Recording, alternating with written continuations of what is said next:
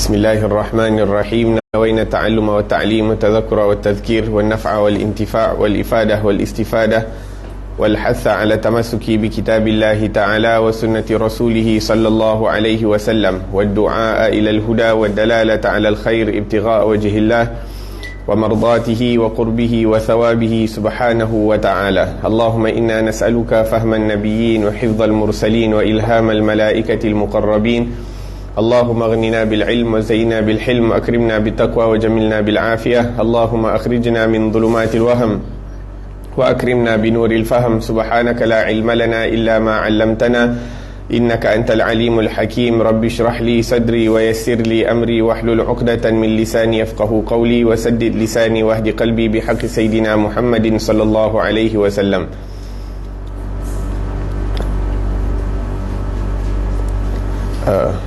Kita baca muka surat 99, catatan akhir nombor 120.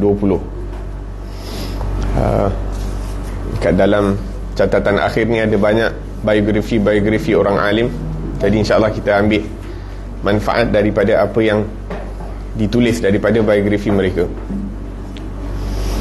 Nombor 120, Al-Allamah Al-Faqih Al-Muhaqqiq Abdullah bin Abdul Rahman bin Abu Bakar Bafadal Al-Hadrami Al-Tarimi Al-Syafi'i. Bafadal merupakan dia punya keluarga kabilah Al-Hadrami kerana dia daripada Hadramaut, Al-Tarimi daripada kota Tarim, dan Al-Syafi'i. Dilahirkan di Tarim, kemudian berangkat menuntut ilmu ke Syihir, Adan, lalu ke Haramain. Setelah itu kembali ke Syihir dan wafat ke sana. Beliau memiliki kelebihan, keistimewaan dan keunggulan. Namanya terkenal di mana-mana di wilayah itu. Kepimpinan ilmu berpuncak pada dirinya.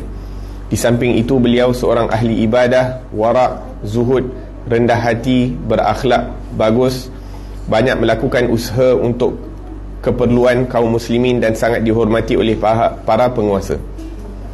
Naam, di sini kita nampak Syekh Abdullah bin Abdul Rahman Bafadal, dia mula menuntut ilmu dekat kampung dia Syihir, kemudian pergi ke negeri lain ataupun daerah lain di kota Yaman yang bernama Adan, kemudian menuju ke kota Haramain, Makkah dan Madinah untuk menuntut ilmu.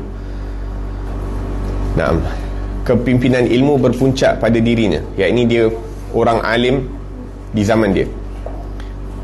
Beliau seorang ahli ibadah. Maksudnya bukan sahaja orang yang berilmu, tapi orang yang kuat ibadah, orang yang wara', berusaha untuk mengelakkan diri daripada mengambil berlebih-lebihan, hatta daripada yang halal, apatah lagi yang syubhat dan yang lain-lain.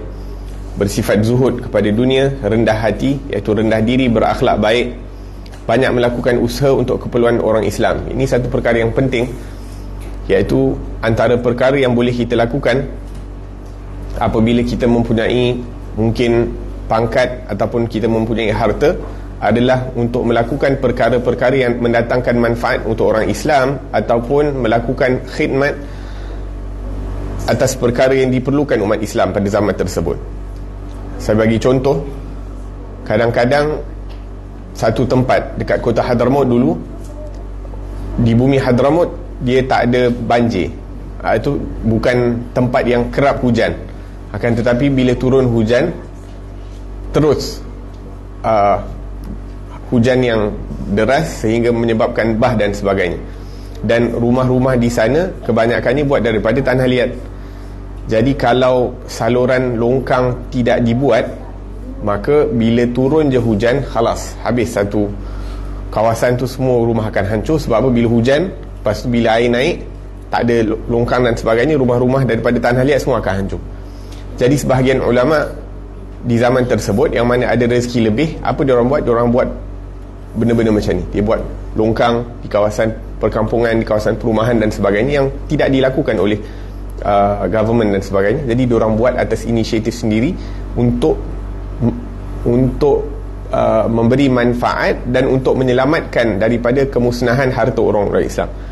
Jadi ini merupakan satu perkara ketaatan yang mana kadang-kadang kita tak perasan. benda yang kita boleh berikan ataupun kita ada kemahiran, sesuatu kemahiran yang mungkin akan mendatangkan manfaat kepada orang Islam, ataupun dengan kemahiran tersebut akan tertolak mudarat daripada orang Islam. Jadi kalau kita boleh kedepankan khidmat-khidmat semacam ini merupakan satu perkara yang sangat digalakkan dalam Islam. Sebab tu kita tengok para ulama bukan hanya mereka ambil perhatian terhadap agama dan ilmu agama, akan tetapi mereka juga mengambil perhatian kepada keperluan umat Islam, sehingga dengan ini pengikut yang mereka ada, jadi diorang gunakan pengikut-pengikut yang ada kemampuan dan sebagainya untuk salurkan kepada orang-orang yang tidak berkemampuan. Sebagai contoh, saya pernah sebutkan ada satu orang mau nak infak duit dia ada rezeki lebih, dia nak infak duit. Dia tanya, Habib, apa saya nak buat dengan duit? Habib kata, Habib pun tahu, orang alim ni tahu yang dia ni rezeki dia Masya Allah. Jadi dia kata, okey, kalau kamu ada kemampuan, buat hospital. Sebab dekat kota Hadramaut setengah-setengah tempat tak cukup hospital ataupun tak cukup kelengkapan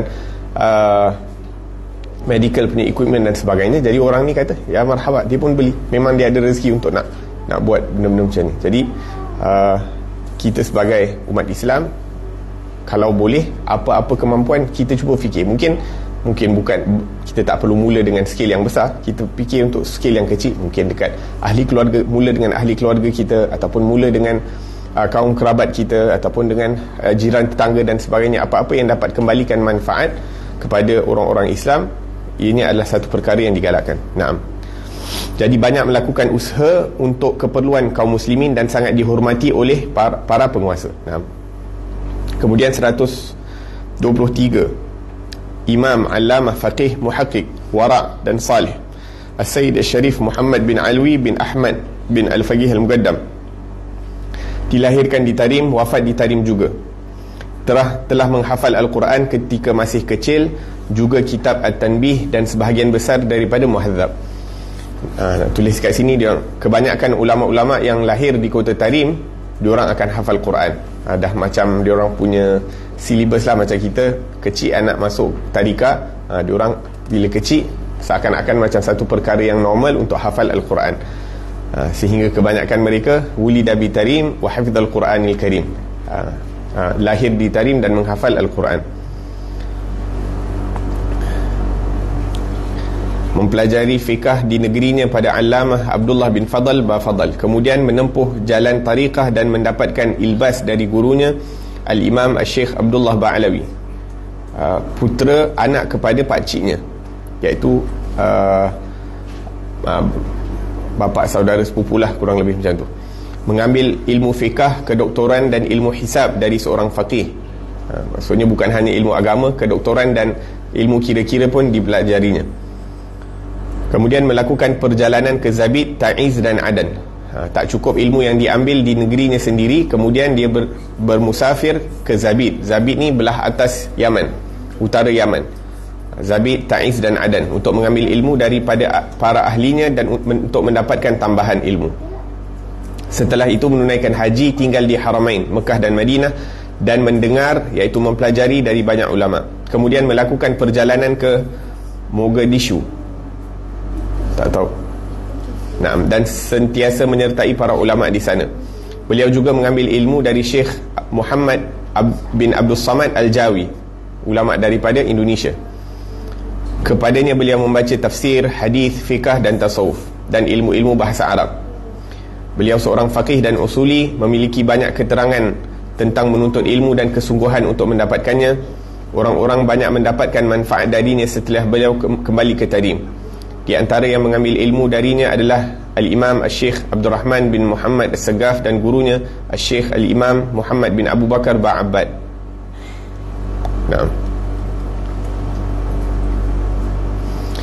Kemudian 126, seorang yang sangat zuhud dan ahli ibadah, imam yang bertakwa, Al-Arif Billah Hasan bin Salih Al-Bahar Al-Jufri Al-Alawi Al-Husaini. Mengambil ilmu dari tokoh-tokoh besar pada zamannya seperti Imam Ahmad bin Umar bin Sumaid dan ayahnya Al-Imam Umar bin Zain bin Sumaid, Al-Sayyid Al-Imam Umar bin Sagaf, Al-Habib Hamid bin Umar Hamid Ba'alawi, dan banyak lagi ulama lain di Tarim. Shibam dan Siun. Beliau memiliki penyingkapan spiritual yang besar. Penyingkapan ni maksudnya pembukaan, yakni diberi pembukaan yang besar di dalam ilmu tasawuf. Awalnya beliau membaca kitab dan belajar kepada Syekh yang salih, Abdullah bin Sa'ad bin Sumair. Kemudian gurunya ini menjadi orang yang terdekatnya dan secara khusus menuliskan riwayat hidup sebagai pengakuan atas kelebihan dan keunggulan beliau. Mula dia belajar daripada guru dia, tapi sebab kehebatan dia, guru dia tuliskan biografi, riwayat hidup dia, nak menunjukkan betapa hebatnya dia, sampai gurunya pun memberikan penyaksian kepada dia. 126 ni, Habib Hasan bin Salih Al-Bahr dikatakan bahawa setiap malam dalam Qiyamul Lail dia baca kurang lebih 9 juzuk daripada Al-Quran. Kemudian dia akan baca, Allahumma salli ala Muhammad, ribuan kali Qul huwallahu ahad. Yakni rakaat pertama dia akan baca 9 juzuk, rakaat kedua dia akan baca ribuan kali, saya tak ingat dia punya bilangan, tapi ribuan kali daripada Qul huwallahu ahad. Jadi nak hebat dalam ilmu agama adalah melalui ibadah yang sempurna kepada Allah Subhanahu wa ta'ala. Kerana apa? Kerana Allah berfirman, wattaqullah wa yu'allimukumullah. Bertakwalah kamu kepada Allah, kemudian Allah Subhanahu wa ta'ala akan ajarkan kepada kamu. Jadi ilmu yang kita kena belajar ni yang dalam kitab, tapi ilmu yang datang daripada Allah directly, datangnya apabila kita mengamalkan ilmu yang kita dapat daripada kitab melalui amal ibadah, amal salih. Naam.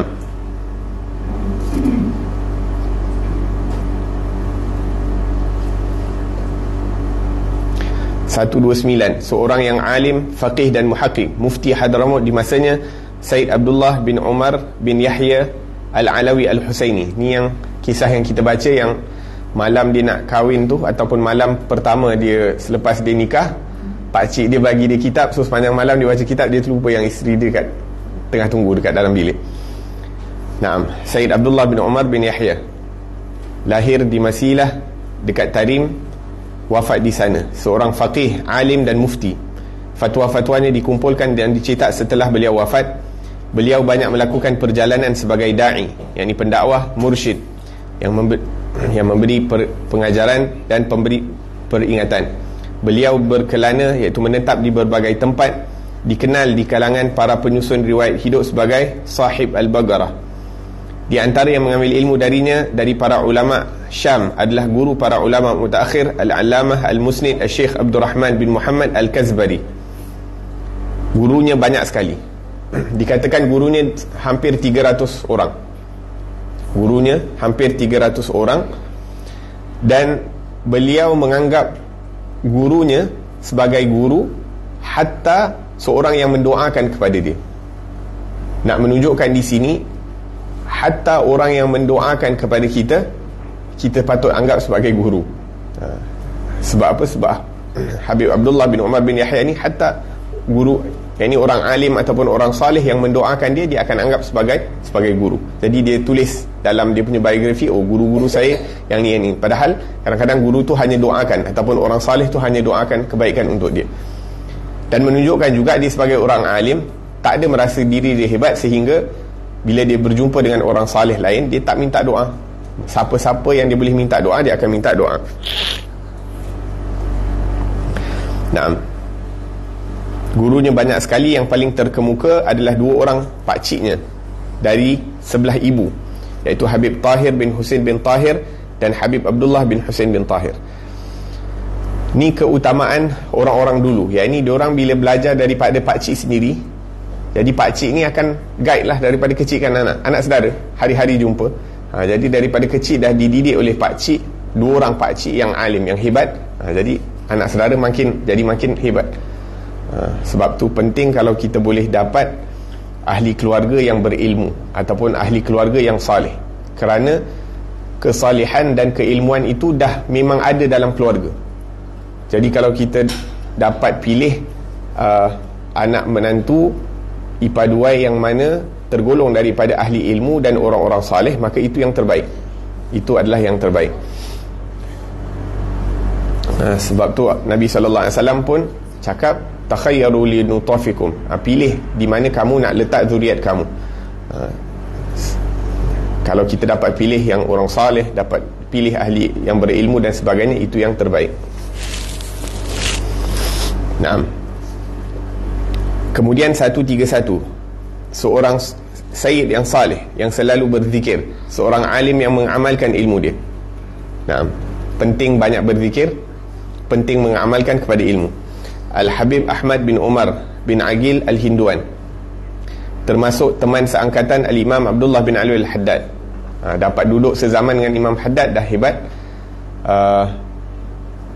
Apatah lagi dapat bersahabat dengan Imam Abdullah bin Ali Al-Haddad.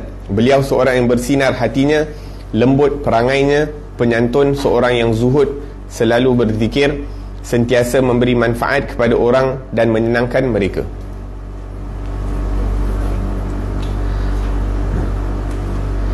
Subhanallah. Naam. 132, Sayyid yang mulia, bulan purnama yang tinggi, ahli ibadah dan seorang yang zuhud, As-Sayyid Al-Imam Al-Hasan bin Al-Imam Abdullah bin Ali Al-Haddad, anak kepada Imam Abdullah bin Ali Al-Haddad. Dilahirkan di Tarim dan di sana pula beliau wafat. Beliau menerima ilmu dari ayahnya dan para guru di masanya. Beliau seorang yang hidup sangat sederhana, zuhud dan tidak peduli dengan pandangan orang. Beliau mencintai ilmu, perbahasan ilmu dan mengkaji Al-Ihya, iaitu Ihya Ulumuddin. Secara khusus riwayatnya ditulis oleh cucunya, As-Sayyid Alwi bin Ahmad bin Hasan, dalam sebuah karangan yang dinamakan Al-Mawahib wal Minan fi Manaqib Jaddi Al-Hasan. Naam. Kemudian 133, seorang alim yang kokoh dan ahli ibadah yang saleh, Sayyid Umar bin Hamid bin Alawi, dilahirkan di Tarim dan wafat di sana. Beliau bersahabat dengan Al-Imam Abdullah bin Ali Al-Haddad dan sentiasa menyertainya. Para orang saleh mengisyaratkan bahawa beliau adalah khalifah Imam Abdullah bin Ali Al-Haddad di Tarim setelah wafatnya. Naam.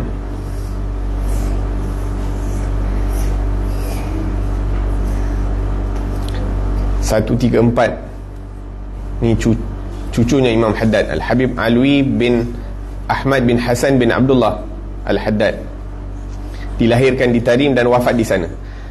Semuanya tulis lahir di Tarim dan wafat di sana, seakan-akan menunjukkan satu kemuliaan untuk lahir di kota Tarim dan wafat di kota Tarim.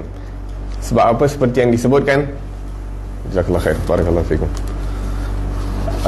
seperti yang disebutkan, yakni lahir di kota Tarim di kalangan ahli-ahli ilmu satu kemuliaan. Lahir di kota Tarim di kalangan ahli-ahli ilmu satu kemuliaan, dan meninggal dunia di kota Tarim juga merupakan satu kemuliaan. Dan di sini ajarkan kita juga, kalau kita boleh niat untuk nak meninggal dunia di tempat-tempat yang mulia, maka kita satu perkara yang kita boleh niatkan. Bahkan kalau kita boleh wasiatkan untuk dikuburkan di tanah perkuburan yang mana di dalamnya terdapat orang-orang saleh pun baik. Sebab dikatakan al-jarus salih yanfa' fid dunya wal akhirah. Jiran-jiran yang baik itu akan memberi manfaat dekat dunia dan dekat akhirat. Seperti mana jiran yang baik sewaktu kita hidup memberi manfaat kepada kita di alam dunia, kita duduk sebelah dia, berjiran dengan dia, kita rasa tenang, kita rasa selamat, kita tahu insya-Allah kalau kita terlupa nak kunci pintu ataupun kita tinggalkan ahli keluarga kita dan anak-anak kita dalam keadaan tenang dan selamat. Begitu juga dekat akhirat, dekat alam barzakh nanti, bila kita berjiran dengan ahli-ahli kubur yang baik di sebelah kita, ini akan memberi manfaat. Nah, dan saya sebutkan dekat kota Tarim, kalau siapa-siapa yang meninggal dunia selama 3 hari berturut-turut, orang akan datang baca khatam Quran dekat kubur kita. Dah jadi satu adat mereka, bila ada orang meninggal dunia, selama 3 hari berturut-turut akan diadakan khataman Al-Quran dekat tanah perkuburan tersebut. Ni alhamdulillah, yarhamkallah, ini bukan ahli keluarga je yang datang, ni dah jadi macam biasa. Okey, dah tahu dah ada orang meninggal, khalas, nanti dia akan datang, dia orang tahu lepas asar akan berkumpul baca khatam, lepas tu baca doa, khalas balik. Betapa untungnya orang-orang yang meninggal dunia dekat kota Tarim ataupun dekat tempat-tempat yang telah dikhabarkan tentang syafaat yang diberikan, seperti kota Makkah dan kota Madinah. Jadi kita nak doa untuk meninggal dunia dekat tempat-tempat yang mulia dan untuk bersama orang-orang mulia, boleh, dibolehkan. La ilaha illallah. Naam. Seorang faqih, alim dan luas ilmunya. Beliau melakukan perjalanan ke banyak tempat, terutama Oman. Di sana beliau mengambil ilmu dari banyak ulama. Demikian juga Al-Ahsa. Penduduk Oman dan Al-Ahsa pun mengambil manfaat darinya. Okey. Naam, 135. Seorang alim yang zuhud dan ahli ibadah yang saleh, As-Sayyid Umar bin Zain bin Alawi bin Abdurrahman bin Sumaid, lahir di Tarim dan wafat di Shibam. Shibam ni satu daerah dekat Hadramaut. Beliau berjumpa dengan Imam Haddad ketika masih kecil. Perkataan tetapi tu rasanya bukan tetapi, dan dapat menuntut banyak ilmu darinya dengan sempurna dan memahami dari beliau dan dari banyak informasi lain. Nak tunjukkan kat sini, orang-orang salih ni, orang alim, diorang akan tulis siapa diorang jumpa sewaktu kecil. Kerana kadang-kadang orang-orang salih dan orang-orang alim yang mereka jumpa sewaktu kecil tu menjadi asbab pembukaan dan kecenderungan mereka kepada kebaikan dan kepada ilmu-ilmu yang bermanfaat. Sebab tu kalau kita ada anak, ada cucu dan sebagainya, kita ada orang salih datang dekat tempat kita, kita bawa mereka, hatta bersalaman. Dan kalau boleh, kita suruh anak kita baca Fatihah ataupun baca tahiyat kepada mereka, kerana Fatihah salah satu umul Quran dan juga salah satu rukun di dalam sembahyang. Jadi bila dibacakan Fatihah tersebut, seakan-akan asbab pembukaan dalam ilmu Al-Quran dan juga dalam ibadah, iaitu salat. Salat merupakan ibadah yang paling penting. Jadi kalau kita bawa jumpa orang alim, jangan malu, jangan segan. Kita bawa anak kita, lepas tu kita minta boleh bacakan Fatihah ke apa, maksudnya anak tu baca kepada orang alim tersebut. Asbab pembukaan. La ilaha illallah. Naam, beliau berjumpa dengan Imam Haddad ketika masih kecil. Allahumma salli ala Muhammad. Naam. Jadi banyak orang-orang alim ni menjadi orang alim yang hebat kerana di waktu kecil mereka dibawa untuk berjumpa orang alim yang hebat di waktu mereka. Naam.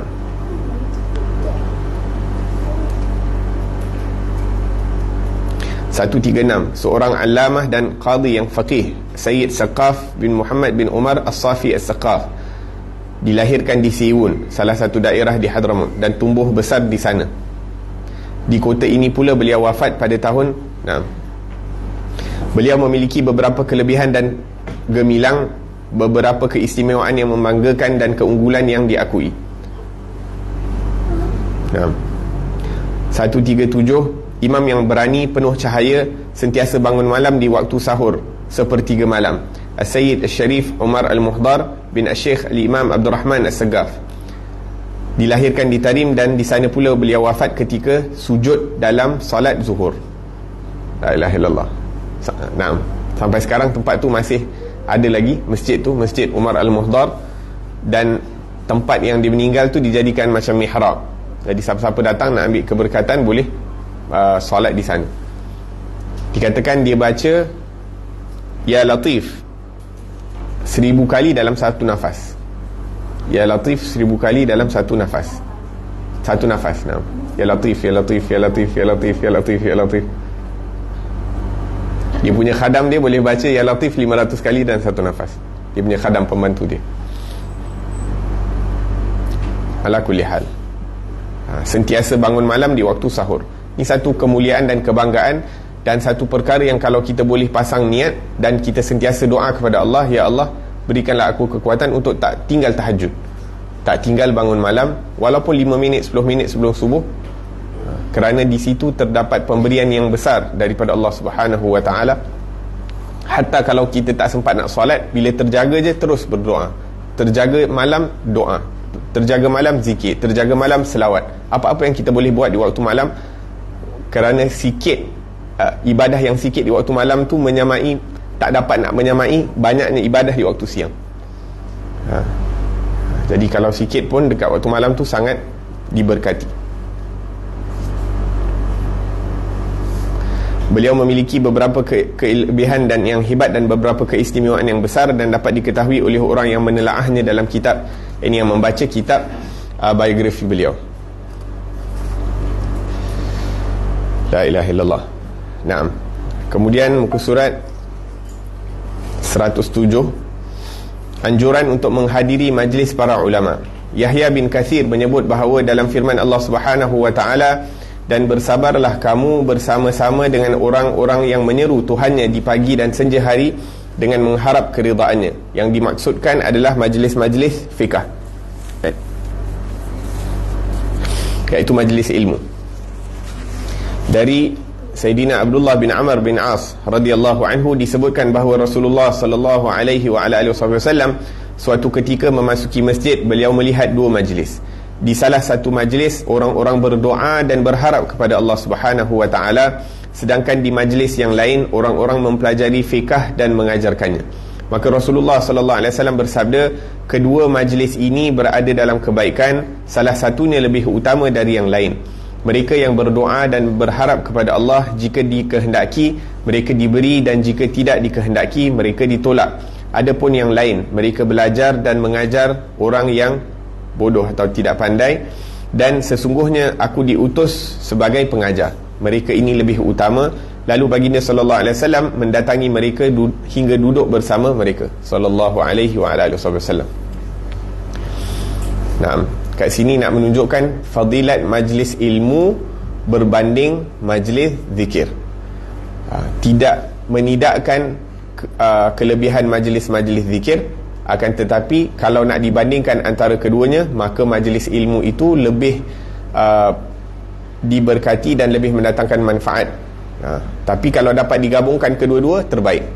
Dimulakan dengan majlis zikir, kemudian diikuti dengan majlis ilmu ataupun ceramah dan sebagainya, maka digabungkan dua-dua. Sebab tu kita tengok ada majlis maulid, kemudian diikuti dengan ceramah, majlis zikir diikuti dengan pembacaan kitab dan sebagainya, sehingga digabungkan kedua-dua fadilat ataupun kelebihan.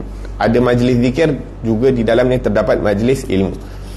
Dan Nabi SAW orang yang paling mulia, Sayyidul Zakirin, ketua orang-orang berzikir, imam para ahli ilmu, pun diperintahkan oleh Allah Subhanahu wa taala untuk duduk bersama orang-orang yang berzikir dan mempelajari ilmu. Jadi tak ada excuse, tak ada tak ada excuse untuk kita tak duduk majlis zikir dan tak duduk majlis ilmu, kerana Rasulullah sallallahu alaihi wasallam pun diperintahkan untuk duduk dalam majlis tersebut. Sayyidina Anas bin Malik radhiyallahu anhu meriwayatkan bahawa Nabi sallallahu alaihi wasallam bersabda, apabila kalian melewati taman-taman syurga, hendaklah kalian mengelilinginya. Maka para sahabat bertanya, wahai Rasulullah, apa itu taman-taman syurga? Beliau menjawab, halakah-halakah zikir. Dari Anas pula disebutkan sebuah hadis marfu', sesungguhnya Allah Subhanahu wa taala memiliki malaikat-malaikat yang selalu bergerak mencari halakah-halakah zikir. Maka apabila para malaikat mendatangi mereka, para malaikat tersebut akan mengelilingi mereka. Ya, ini tugas setengah malaikat ni untuk cari majlis zikir.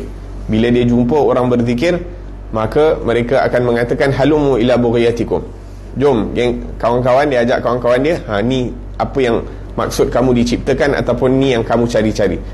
Dia pun ajak kawan-kawan dia, jadi dia orang pun duduk halaqah.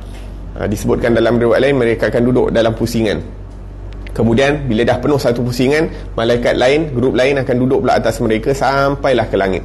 Halaqah demi halaqah, halaqah demi halaqah sampai ke langit. Dalam riwayat lain disebutkan bahawa Allah Subhanahu wa taala setelah selesai majlis, Allah akan bertanya kepada malaikat tersebut, apa yang mereka minta. Dia kata, malaikat akan berkata, ya Rab, kamu lebih mengetahui akan keinginan mereka. Mereka minta syurga. Nah, Allah akan bertanya, adakah mereka pernah melihat syurga? Malaikat mengatakan, belum lagi ya Rab. Nah, Allah pun bertanya, kalau mereka lihat, apa yang akan mereka lakukan? Malaikat akan mengatakan, orang akan lebih bersungguh-sungguh untuk minta syurga kalau mereka dapat lihat kepada syurga. Maka Allah Subhanahu wa taala kemudian mengatakan, apa yang mereka minta perlindungan? Dia kata, malaikat mengatakan mereka minta perlindungan daripada api neraka. Allah bertanya lagi, adakah mereka pernah melihat api neraka? Malaikat mengatakan, belum lagi ya Rab. Kemudian Allah mengatakan, apa yang akan mereka lakukan kalau mereka lihat api neraka? Mereka akan lebih bersungguh-sungguh minta perlindungan daripada api neraka.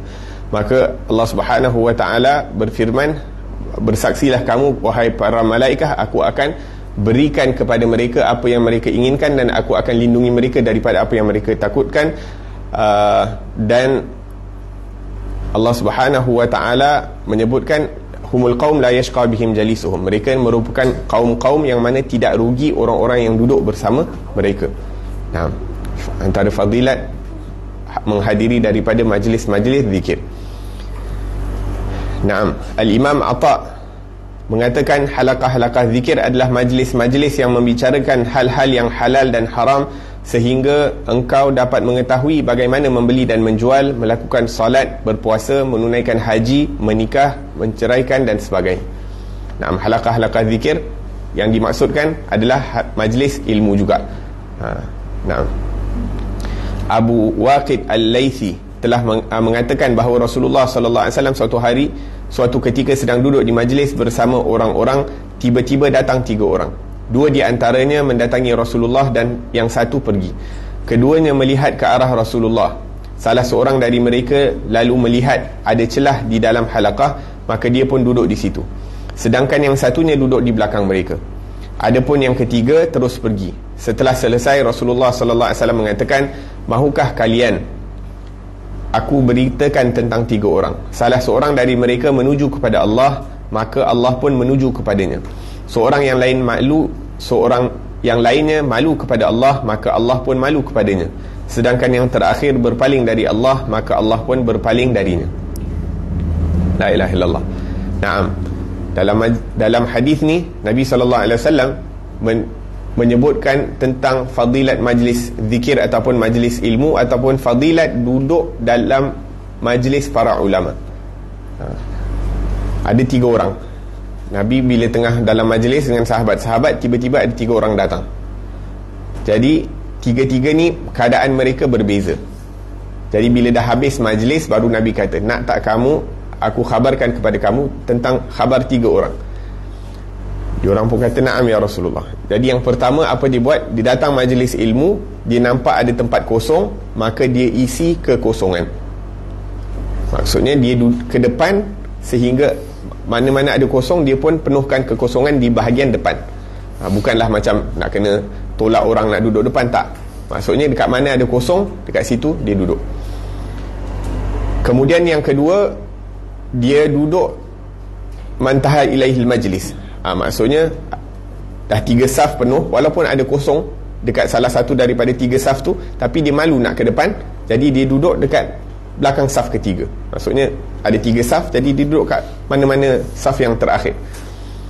Adapun orang yang ketiga, dia masuk dalam majlis tersebut, kemudian dia patah balik, tak jadi nak duduk. Jadi Nabi kata orang yang pertama tu awa ilallah fa awallahu ilaihi, dia mendatangi Allah, maka Allah Subhanahu wa ta'ala melindunginya. Dia mendatangi kepada Allah Subhanahu wa ta'ala, maka Allah Subhanahu wa ta'ala pun menuju kepadanya dengan rahmat dan pemberian daripada Allah Subhanahu wa ta'ala. Dan kalau kita tengok dekat sini, orang tu hadir majlis apa? Hadir majlisnya Rasulullah sallallahu alaihi wasallam. Hadir majlis zikir, hadir majlis ilmu. Tak ada kata hadir kepada Allah.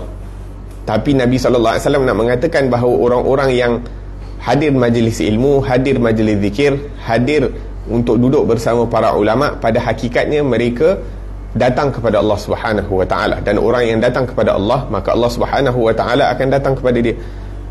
Man yamshi, siapa yang berjalan kepada Allah, Allah akan datang lebih cepat. Yakni berlari, dalam hadis disebutkan berlari, yakni dalam erti kata mendatanginya dengan rahmat, dengan lebih pantas dan lebih laju.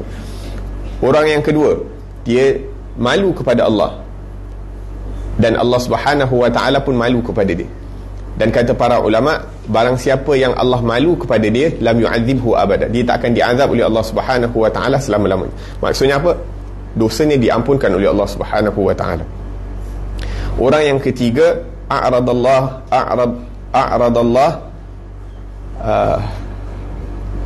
na'am, dia berpaling kepada Allah, daripada Allah, maka Allah Subhanahu wa ta'ala pun berpaling kepada dia, wal'iyadz billahi tabaraka wa ta'ala. Naam. Jadi betapa penting ataupun betapa hebatnya majlis ilmu, majlis zikir, majlis orang-orang alim, orang-orang saleh, orang-orang yang dekat dengan Allah Subhanahu wa taala. Kalau boleh kita jangan, kalau tak ada urusan penting, bila kita dah ada dalam majlis ilmu, jangan bangun sampai habis. Kerana di penghujung majlis Allah Subhanahu wa taala akan mengisytiharkan anqumu maghfuran lakum, bangunlah daripada tempat kamu dalam keadaan dosa kamu diampunkan oleh Allah Subhanahu wa taala. Dalam riwayat lain ditambah waqad buddilat sayyi'atukum hasanat, dan telah ditukarkan segala keburukan kamu, segala dosa-dosa kamu kepada kebaikan. Hanya dengan duduk dalam majlis daripada awal sampai akhir. Naam. Seterusnya dari Abu Umamah, daripada Sayyidina Abu Umamah radhiyallahu anhu berkata bahawa Rasulullah sallallahu alaihi wasallam bersabda, sesungguhnya Luqman Al-Hakim berkata kepada puteranya, wahai anakku, hendaklah engkau sentiasa duduk bersama para ulama dan dengarkanlah perkataan orang-orang yang bijak. Duduk bersama para ulama maksudnya hadir dalam majlis mereka, dan dengarkanlah perkataan orang-orang yang bijak. Dengar perkataan orang-orang yang bijak ni umum, sama ada fizikal ataupun melalui perantaraan. Dan di sini juga melarang kepada kita untuk memberikan pendengaran kita ni kepada perkataan-perkataan orang yang jauh daripada Allah, orang yang tak bijak. Kerana orang yang jauh daripada Allah pada hakikatnya tak bijak. Jadi kita hanya dengar kepada perkataan-perkataan orang-orang yang dekat dengan Allah Subhanahu wa taala, kerana hanya mereka lah orang-orang yang bijak. Kerana sesungguhnya Allah Subhanahu wa taala menghidupkan hati yang mati dengan cahaya hikmah, sebagaimana dia menghidupkan bumi yang tandus dengan hujan yang deras. Dan sebaliknya, mendengar perkataan orang-orang yang jauh daripada Allah mematikan hati.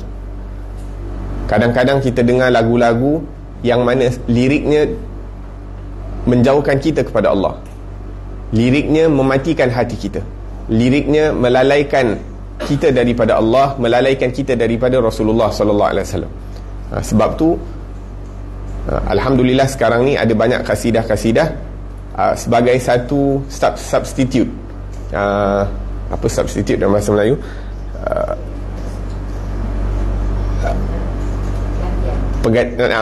Sebagai satu gantian. Orang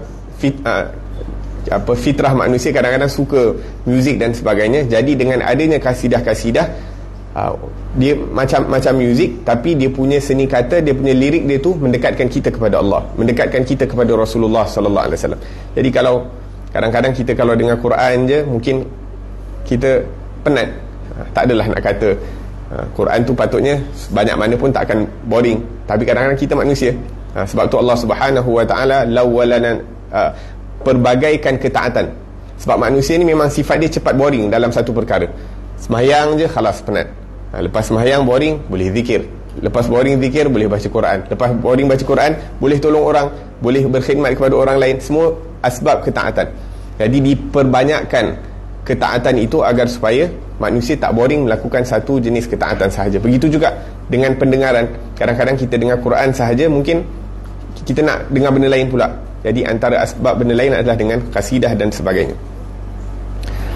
Nah, kerana sesungguhnya Allah Subhanahu wa taala menghidupkan hati yang mati dengan cahaya hikmah, sebagaimana Allah menghidupkan bumi yang tandus dengan hujan yang deras. Sayyidina Sahal bin Abdullah At-Tasturi rahimahullahu ta'ala mengatakan, barang siapa yang ingin melihat majlis para Nabi, hendaklah dia melihat majlis para ulama, kerana mereka adalah pengganti para Rasul bagi umat mereka dan ahli waris mereka dalam ilmu.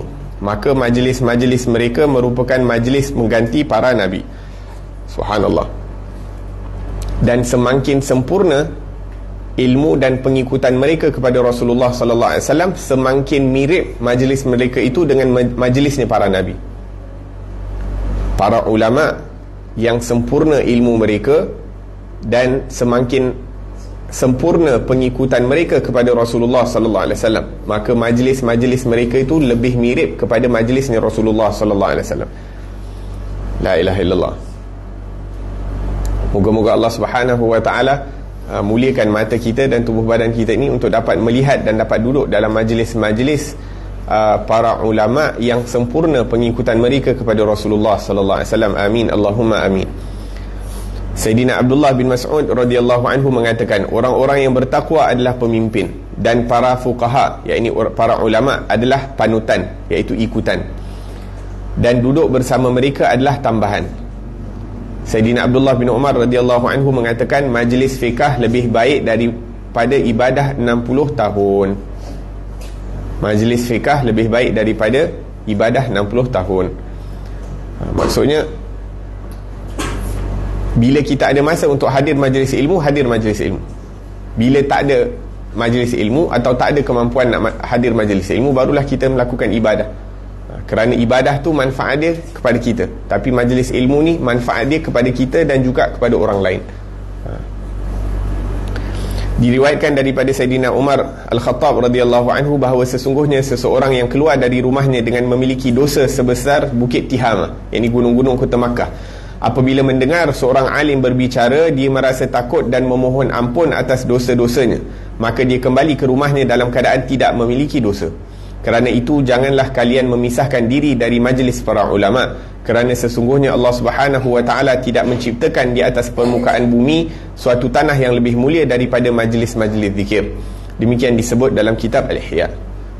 Maksudnya, sebaik-baik tempat di atas muka bumi ini adalah rumah-rumah Allah Subhanahu wa ta'ala, dan seterusnya merupakan majlis-majlis ataupun tempat-tempat yang didirikan majlis-majlis. Alhamdulillah, rumah ngaji ni walaupun sama macam tempat-tempat lain, bangunan dia, building dia, rumah kedai sama macam sebelah dan sebelah-sebelah lain, tapi walaupun ianya sama daripada segi fizikal, tapi disebabkan tempat ini diniatkan dan didirikan di tempat ini majlis zikir, majlis ilmu dan madrasah dan sebagainya, maka tempat ni dia punya fadilat dan nilainya dah berbeza.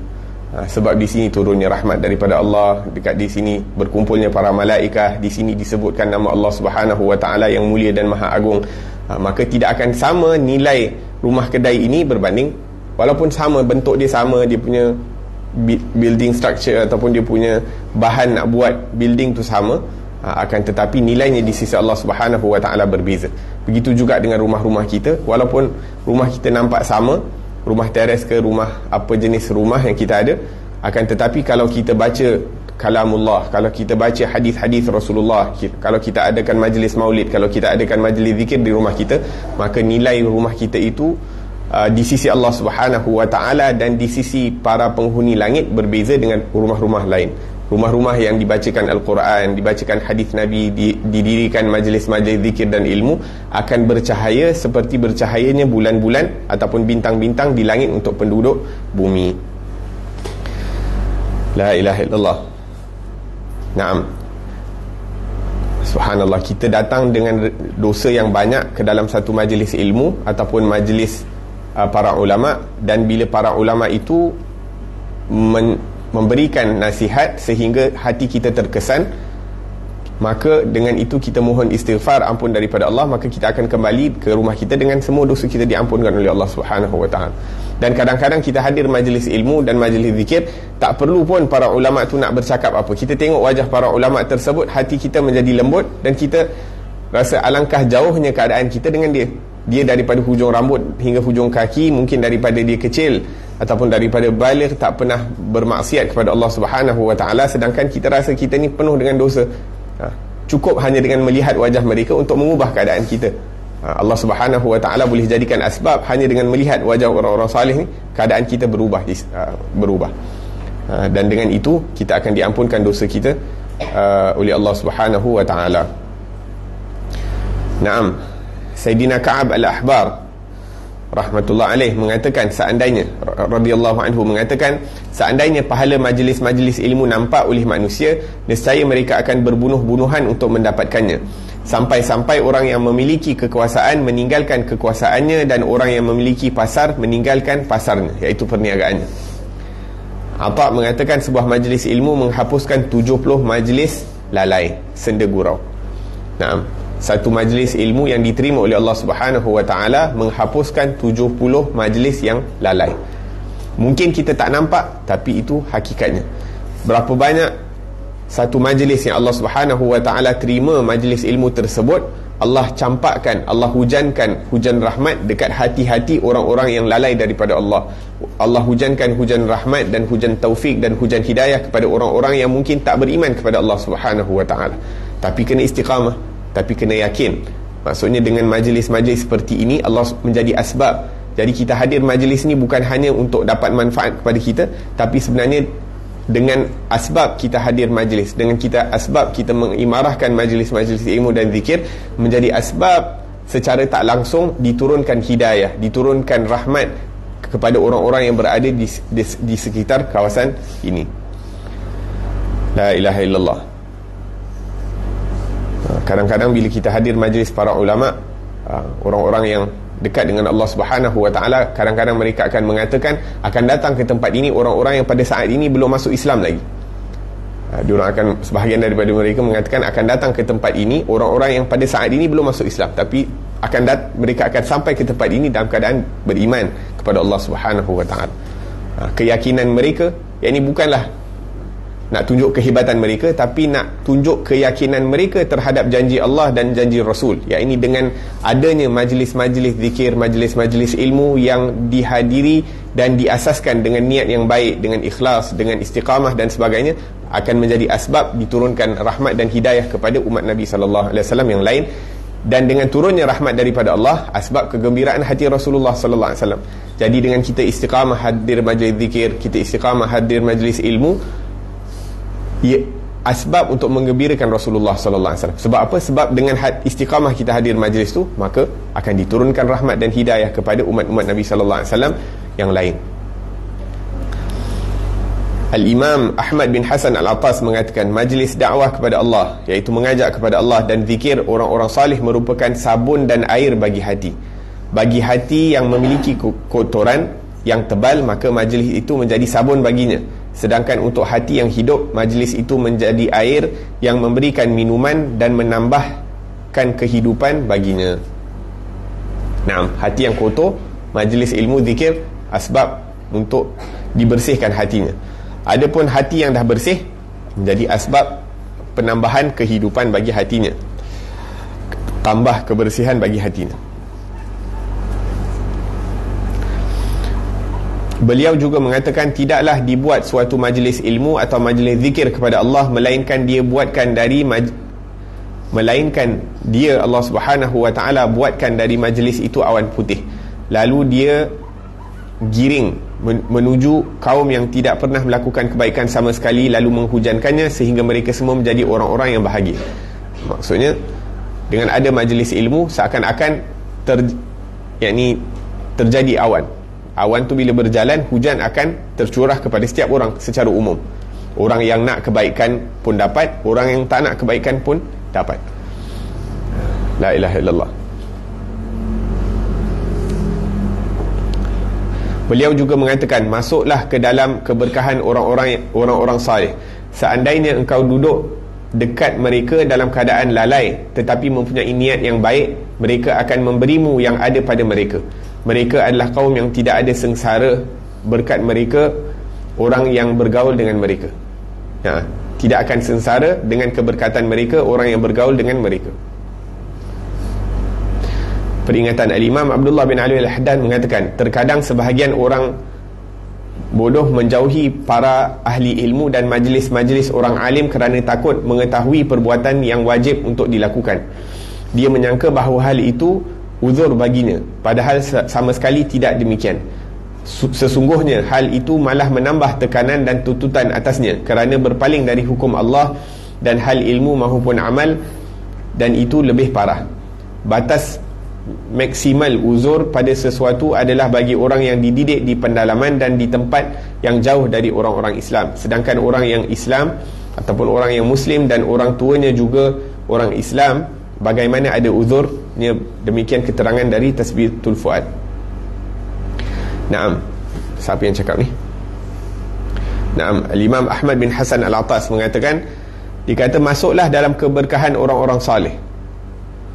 Seandainya engkau duduk dekat mereka dengan keadaan lalai tetapi mempunyai niat yang baik, mereka akan memberimu yang ada pada diri. Yang ini kadang-kadang kita orang yang lalai, orang yang mungkin hati kita tak hadir bersama Allah Subhanahu Wa Taala, terkadang akhlak kita ni belum akhlak yang baik dan sebagainya, ataupun kadang-kadang dosa kita banyak, tapi bila kita duduk dalam majlis orang-orang salih, nak dekatkan diri dengan orang-orang salih dengan niat yang baik, ya Allah, aku sendiri nak dekatkan diri kepada Allah, mungkin tak ada semangat, kurang kekuatan, kurang kesungguhan, kurang kejujuran, yakni nak betul-betul ubah diri tu tak ada kekuatan ya Rab. Tapi yang aku ada kekuatan untuk hadir majlis-majlis mereka, duduk bersama kekasih-kekasih kamu. Kalau kita hadir hatta dengan niat macam tu, insya-Allah Allah Subhanahu Wa Taala akan berikan, bahkan disebutkan di sini, mereka akan memberimu yang ada pada mereka, yakni keberkatan yang turun kepada mereka, doa-doa yang mereka panjatkan kepada Allah Subhanahu Wa Taala. Kadang-kadang kita doa, kita tak pandai doa. Kita duduk dalam majlis orang saleh, kita doa luar biasa. Diorang punya doa, diorang bukan hanya doa untuk mereka, diorang doa untuk mereka, ahli keluarga, sanak saudara, jiran tetangga, orang-orang yang mendampingi mereka, orang-orang yang buat baik kepada mereka, untuk zuriat mereka. Kadang-kadang doa sampai hari kiamat, bukan hanya untuk anak keturunan, tapi diorang doa zuriat, untuk zuriat mereka sampai hari kiamat. Jadi dengan keberkatan-keberkatan yang ada pada lidah mereka ataupun hati mereka tu, kadang-kadang dengan asbab doa mereka kita dapat berubah. Sebab tu jangan kita lepaskan diri, jangan kita segan, kita shy away daripada majlis ilmu sebab kita rasa kita tak bagus.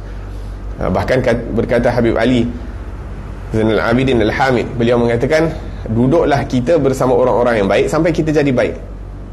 Bukan kita rasa kita ni tak baik, oh tak layak duduk dengan mereka, dan kita shy away, kita menjauhi mereka. Tak, duduk bersama mereka sampailah kita jadi orang-orang yang baik.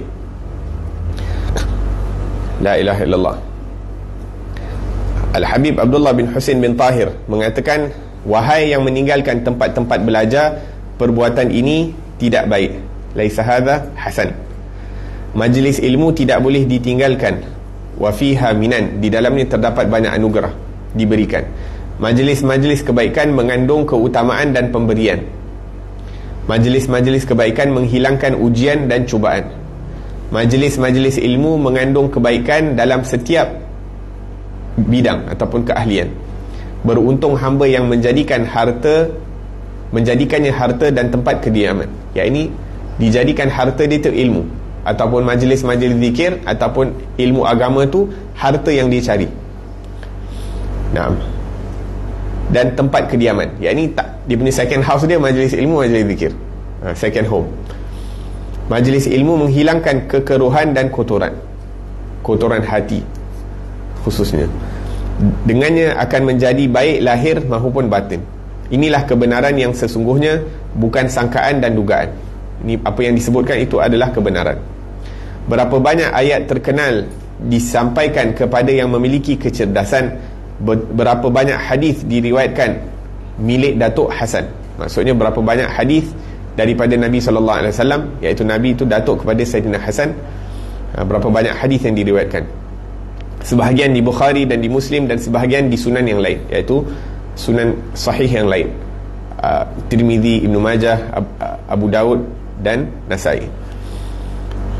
Menghadiri majlis ilmu lebih baik daripada 1000 kali mengunjungi orang sakit, menghantar jenazah dan melakukan solat. Kita nak solat 1000 kali, tak tahu bila dapat. Kita nak menghantar jenazah 1000 kali pun tak tahu bila ada kemampuan. Mengunjungi orang sakit 1000 kali pun tak ada kemampuan. Jadi paling mudah untuk mendapatkan fadilat tersebut, majlis ilmu lebih baik daripada 1000 kali mengunjungi orang sakit, lebih baik daripada 1000 kali menghantar jenazah, lebih baik daripada 1000 rakaat solat sunat. Manfaat. Abu Laith mengatakan, seorang yang duduk di sisi seorang alim dan tidak mampu menghafal sikit ilmu tetap mendapatkan kemuliaan. Yang ini duduk hadir majlis, kadang bertahun-tahun hadir majlis, yang pun tak faham pun tak, amal pun tak. Dah faham pun tak, jadi macam mana dia nak amalkan? Lalai je masuk, macam feel je kan, sakinah, rasa tenang je masuk dalam majlis ilmu. Amal pun tak, niat untuk amal pun tak, ala kulli hal. tetap mendapat kemuliaan, iaitu keutamaan orang yang belajar dan terpelihara dari dosa. Subhanallah, hadir majlis ilmu, berada dengan para malaikah. Malaikah ni orang-orang yang positif. Jadi bila kita duduk dengan orang positif, ada positif punya efek yang lekat pada hati kita dan tubuh badan kita. Ada positif efek dan cahaya. Diorang ni para malaikah, cahaya-cahaya yang membawa rahmat. Jadi hanya dengan duduk tu pun kita dah dapat rahmat daripada Allah Subhanahu wa taala. Terpelihara dari dosa, mendapatkan rahmat ketika keluar dari rumahnya.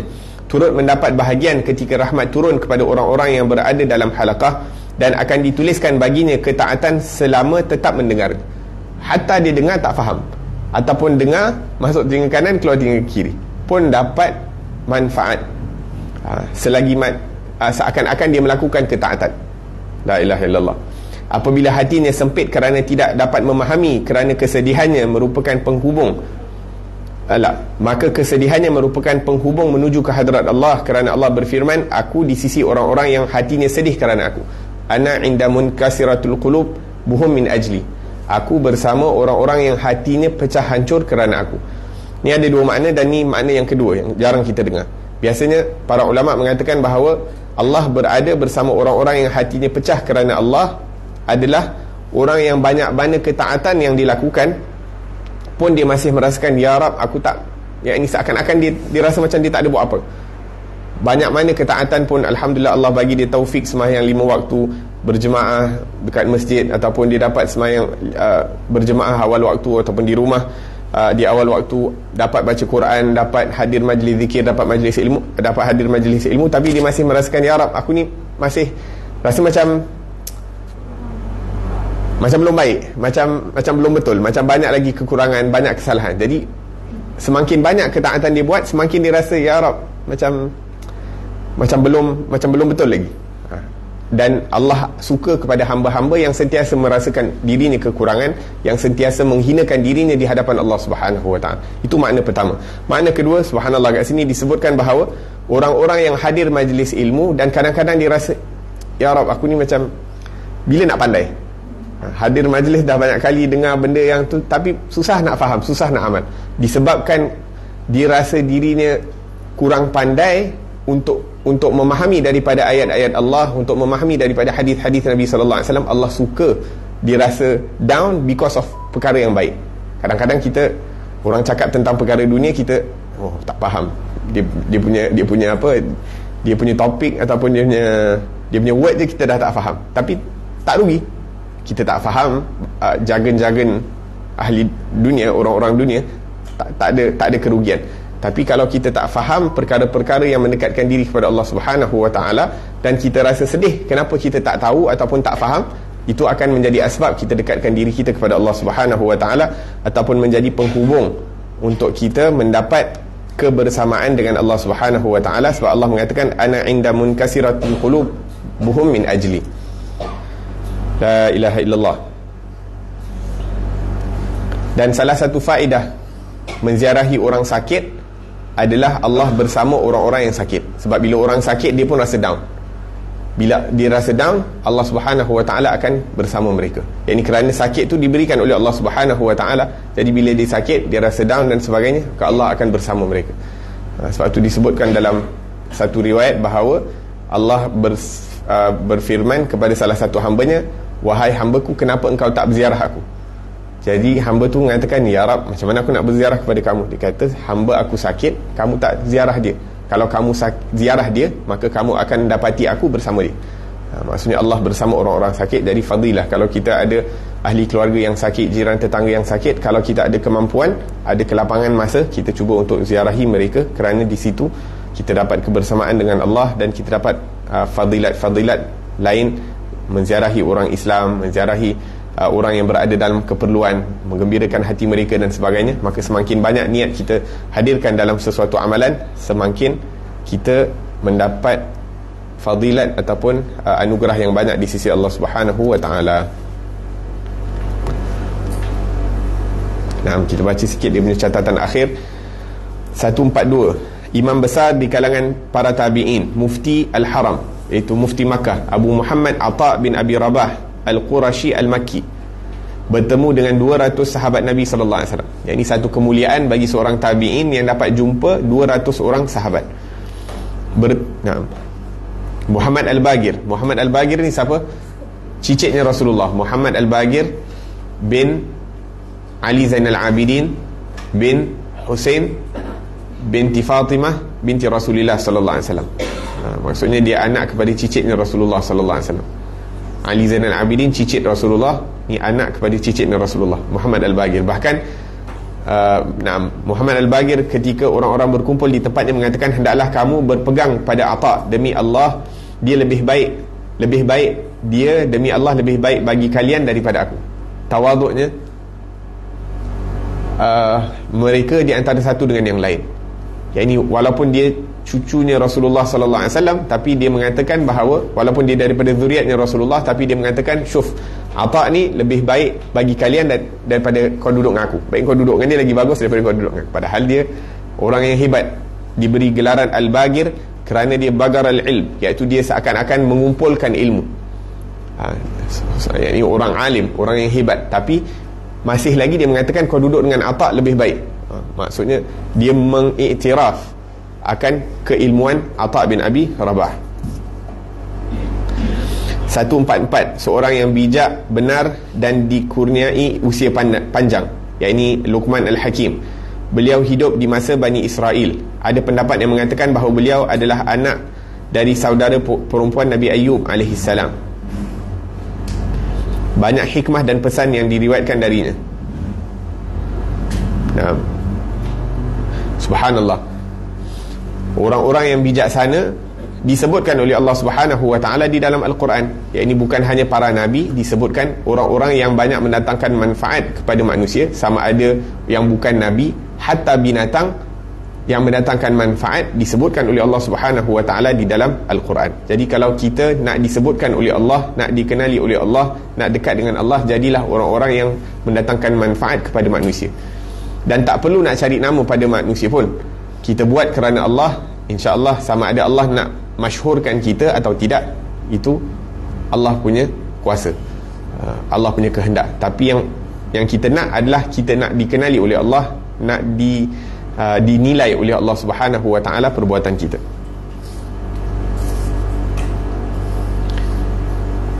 Satu 147, Al-Allamah yang sangat luas ilmunya, Ka'ab bin Matta' Al-Himyari Al-Yamani. Awalnya seorang Yahudi, kemudian masuk Islam setelah wafat Nabi sallallahu alaihi wasallam.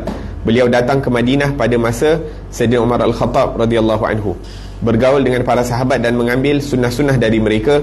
Beliau menceritakan kepada mereka tentang kitab-kitab Israiliyat. Ka'ab seorang yang bagus keislamannya dan termasuk orang yang cerdas.